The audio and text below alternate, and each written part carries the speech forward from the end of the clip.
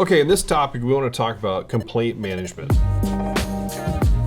Now, again, if you went back to your policy and procedures manual, you're going to see a whole section on complaints. And it's going to say something to the effect of, we at this company take complaints very seriously. We do not just push them aside. We want to look into it and understand it and document it and retain that documentation and investigate and speak with the person causing the complaint, right?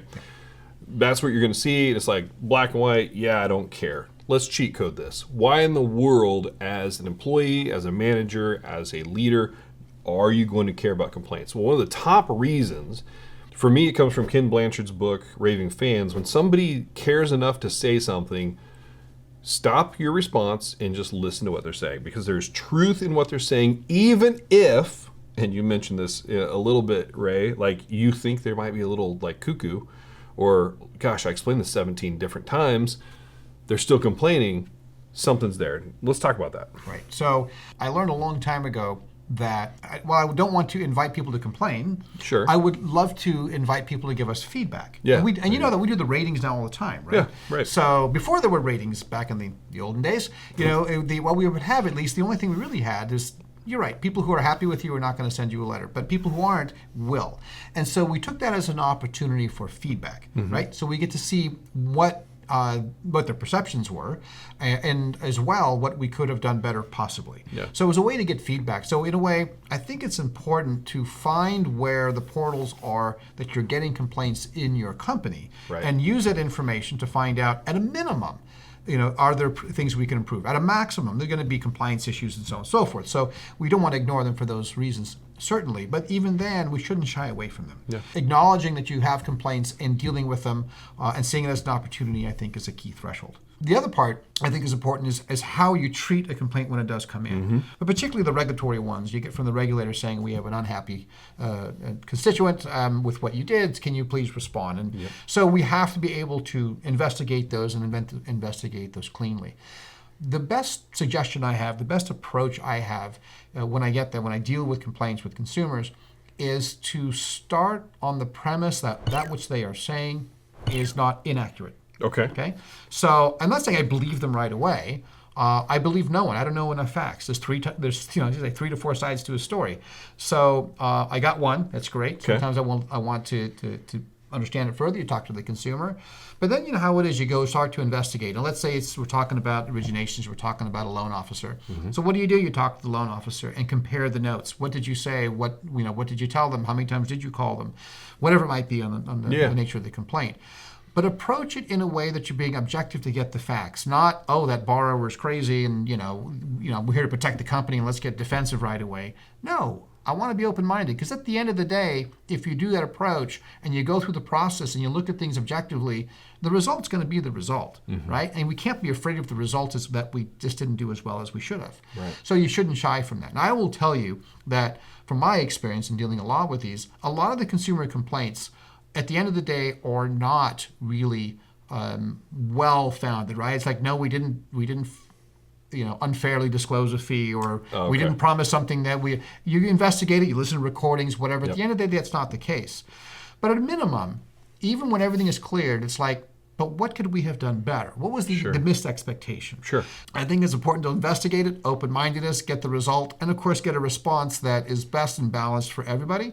I'm not asking you to concede points that you haven't have any faults, but I think there's a way to manage it that everyone at least walks away with, at least it was addressed and settled. Now, how to manage this? Keep in mind, documentation is important. Okay. So when you do complaints, do you have a log? Do you have expiration types? Do you have any notes on the investigation that you at least did it? Because at some point, a regulator might walk in and they see that you've got a policy procedure on complaints. Now they want to see it in action. Right. So show me a file where you did something and you documented, and here it is. Could be emails, whatever it is. So at the end of the day, that's you want to make sure you document it well. The one thing I think is a cheat code for me, I've created something effective like a feedback or a complaint task force. Meets monthly. Okay. Right? And so what we do is we talk about, did we get the official complaints from the consumer? Great. Hey, did we get any from managers who forwarded to us? So it's it's not a regulatory complaint. Oh, right. Okay. But something, did we address it? What were the issues there? We'll go so far as to, has anyone looked at our Yelp reviews? Anything there that we can look at? Or anything on social media or on media, on the web that relates to people giving us feedback. And we will introduce it. Not everything, not every Yelp review necessarily requires a response. But the point is you want to gather as much information as you can to see what you can do better. And yes, sometimes you want them to go back on Yelp and say, you know what, can we talk about it? So that's fine. If you can find out who it is, you should go do that.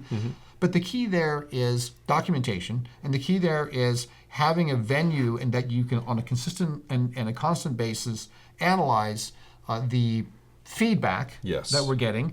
Usually it's the nature of complaints, but feedback that we get, so it's controlled. And by the way, when people look at your company, whether it's your warehouse banks or your regulators or whomever it might be, they'll appreciate that you've taken that step. Yeah. That's my experience. I would also, I'm going to caution anybody who's starting out Google reviews or Facebook responses and people are rating your system or your Facebook page or whatever. Man, it is hard to get a public complaint. It is really hard. And because when you see it, you know more information than that person is putting forth in their complaint.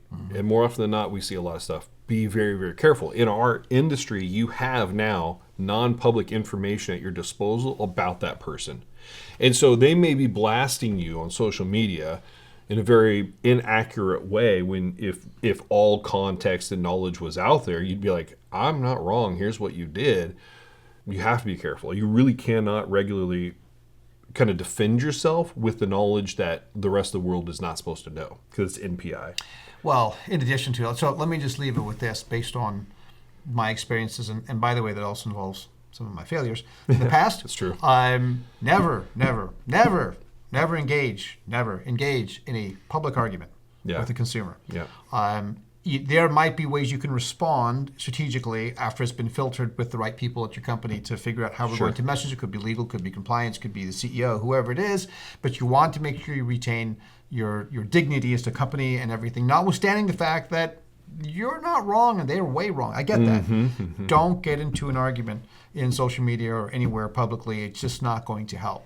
So there might be things you have to do to hedge yourself to explain, here's what happened so the public can see that there was more to the story. So, but you're right, two things. One, the information we have, I mean, the fact that they even got a loan from us is technically not NPI, right? Non-public personal information. So that's one thing to think about. And especially if you talk about the details. No, your loan amount was approved at 200. Yeah, that's nobody's business. Your FICO came in super low. Yeah, you what said are you it was going to do? this, we pulled your FICO. I'm uploading your credit report. So, you don't do that. And it's just not a good practice to engage in an argument publicly. So that's why you have a complaint management process. It's not just a complaint response process. It's a complaint management process. So cheat code on there is be aware of it. Consider it as feedback. Be thoughtful in the investigation, the approach. Be thoughtful in the responses. And importantly, if you got something wrong, learn from it. Just learn from it. Update. That's the expectation. Debrief, update, and put it back into practice. Train your team, and just always have somebody that you can go to if you're starting to get riled up by reading this complaint. I've had a couple, and I'm like, just have somebody on your team you hand it to and say, look, I'm not going to respond. I'm going to go take a walk. I may take a walk for 48 hours, and just take care of this, and that's usually the safest route through the process. It's kind of like the emails. You sit there and you want to respond. You got 4 paragraphs of you arguing with, I don't care, if your spouse, your coworker, whoever it is, your boss. You get there, and it's like when you're done with 45 minutes, you just basically deleted and said yes, thank you instead. Same concept. I get it. You want to vent. You want to talk about it, but there's a venue for it. And I'll tell you, public isn't the right venue. Public opinion is never good. All right, next topic. Let's jump in.